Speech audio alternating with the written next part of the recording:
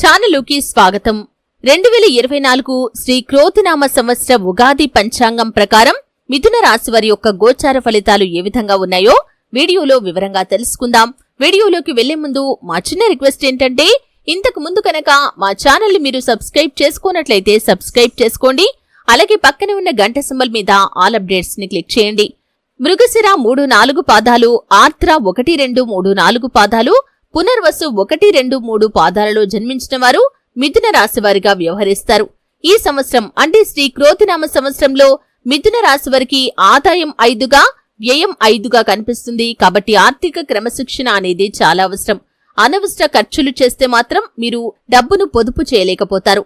రాజ్యపూజ్యం 3గా ఉంది, అవమానం 6గా కనిపిస్తుంది.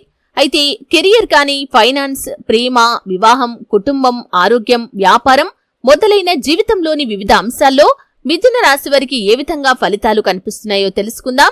9వ ఇంటి అధిపతి శని 9వ ఇంట్లో ఉండటం వల్ల మరియు ఈ ఇల్లు అదృష్టానికి సంబంధించింది కాబట్టి కెరియర్ పరంగా చక్కగా మరియు క్రమంగా పురోగతి అనేది కనిపిస్తుంది.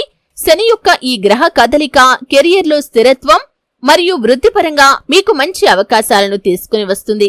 ఈ సంవత్సరంలో శని యొక్క ఈ కదలికతో మరింత సంతృప్తి చెందుతారు. అలాగే ఈ సంవత్సరంలో డబ్బు ప్రవాహం అంత సజావుగా ఉండకపోవచ్చు. ఎందుకంటే బృహస్పతి మీకోసం చంద్ర రాశికి సంబంధించి 12వ ఇంట్లో ఉంచబడినందున ఖర్చులు కూడా పెరుగుతున్నాయి. బృహస్పతి సప్తమ మరియు 10వ ఇంటికి అధిపతి అయినందున దీనికి లాభాలు మరియు ఖర్చులు రెండూ ఉండవచ్చు. మే 1 నుండి బృహస్పతి చంద్రుడి రాశి నుండి 12వ ఇంటిని ఆక్రమిస్తాడు మరియు ఇది తక్కువ డబ్బును, లాభాలను సూచిస్తుంది. మరియు లాభాలు సాధ్యమైనప్పటికీ మరియు ఆదా చేసే అవకాశం మాత్రం పరిమితమవుతుంది. 2వ ఇంటి అధిపతి శుక్రుడు జూన్ 11 వరకు అనుకూల స్థానంలో ఉంటాడు. కాబట్టి ఆర్థిక మరియు పొదుపు అవకాశాల పెరుగుదలను కూడా మీరు చూస్తారు. విద్యా అవకాశాలు కూడా ఆశాజనకంగా ఉండకపోవచ్చు. చదువులో మంచి పురోగతి సాధించి మరింత రాణించడానికి మీరు అధికంగా శ్రమపడవలసినటువంటి పరిస్థితి అయితే కనిపిస్తుంది. కొన్ని చిన్న చిన్న సమస్యలు ఉన్నప్పటికీ వాటిని అధిగమించగలుగుతారు. అలాగే మీ కుటుంబ సభ్యులతో మీ యొక్క సంబంధాలు మెరుగుపడతాయి. అంతకుముందు మీ మధ్య ఉన్నటువంటి మనస్పర్ధలను తొలగించుకొని మీరు ఖచ్చితంగా మీ కుటుంబ సభ్యులతో నాణ్యమైన సమయాన్నైతే గడుపుతారు. అలాగే చివరి 3 నెలలు చాలా కీలకమనే చెప్పుకోవాలి. అనవసర వాదనలకి, అనవసర చర్చలకి తావు ఇవ్వకుండా జాగ్రత్త పడాలి. లేకపోతే మీ జీవితంలో అనేక రకాల సమస్యలను మీరు ఎదుర్కోవలసి వస్తుంది. అలాగే ఈ మిథున రాశి జాతకులు ఎవరైతే విదేశాలకు వెళ్లటానికి ప్రయత్నం చేస్తున్నారో ఈ సంవత్సరంలో ఆ యొక్క కల నెరవేరే అవకాశాలు కనిపిస్తున్నాయి. మీ యొక్క ప్రయత్నాలను ముమ్మరం చేయండి. ఖచ్చితంగా ఆ భగవంతుడి ఆశీస్సులతో మీరు విదేశాలకు వెళ్లగలుగుతారు. అలాగే మిథున రాశి జాతకులు ఎవరైతే వివాహం కోసం ఎదురు చూస్తున్నారో ఈ సంవత్సరంలో చక్కటి సంబంధం మీ ముందుకు రావటం, పెళ్లి జరిగిపోవటం కూడా కనిపిస్తుంది. ప్రేమ వ్యవహారాల్లో ఉన్నవారు పెద్దలను ఒప్పించడానికి ప్రయత్నాలైతే మొదలు పెడతారు. ఖచ్చితంగా ఓపిక, సంయమనం అనేది మాత్రం అవసరం.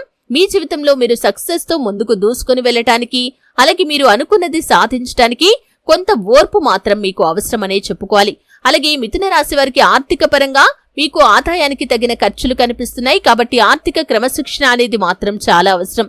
ఉద్యోగస్తులకి ప్రమోషన్ కి సంబంధించి, ఆర్థిక పెరుగుదలకు సంబంధించి శుభవార్తలు వినే అవకాశాలు కొంతవరకు కనిపిస్తున్నాయి. కాబట్టి మీరు మీ యొక్క పని విషయంలో ఎటువంటి పొరపాట్లు లేకుండా జాగ్రత్త పడండి. పై అధికారుల ప్రశంసలు పొందుకుంటే కనుక ఖచ్చితంగా మీరు అనుకున్నదే సాధించగలుగుతారు. అలాగే వ్యాపారస్తులకి కూడా లాభాలు కొంత మేరకు అధికంగా ఉంటాయి. ఆ తర్వాత మీరు వ్యాపార భాగస్వాములతో కొన్ని విభేదాలను కొని తెచ్చుకుంటారు. జాగ్రత్తగా ఉండాల్సిన అవసరం అయితే కనిపిస్తుంది.